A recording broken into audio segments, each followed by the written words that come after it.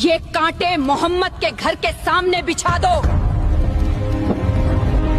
اس کا درد ہی میرا سکون ہے. ایک ایسی عورت جسے قرآن نے خود جہنمی کہا ہے. قرآن مجید میں صرف 2 لوگوں کا نام لے کر اللہ تعالیٰ نے جہنم کے عذاب کا ذکر کیا. ایک ابو لہب جو نبی صلی اللہ علیہ وسلم کے چاچا تھے، اور دوسری ام جمیل ان کی بیوی.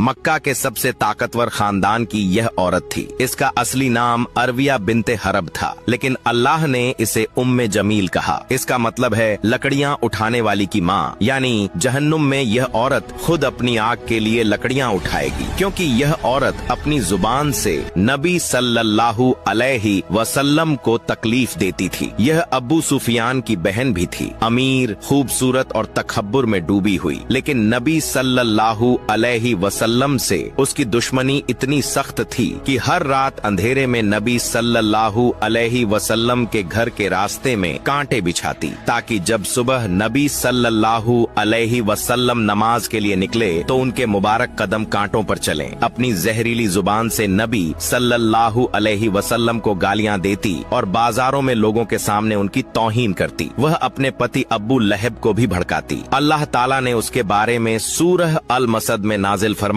جس میں کہا گیا کہ ابو لہب اور اس کی بیوی بھی جہنم میں ہوں گے اور ان کے گلے میں آگ کی رسی ہوگی. یہ عورت 9 سال تک زندہ رہی. اس سورت کے نازل ہونے کے بعد بھی اپنے تکبر کی وجہ سے اس نے کبھی اسلام سویکار نہیں کیا. اللہ نے دنیا کے سامنے اس کا انجام بیان کر دیا.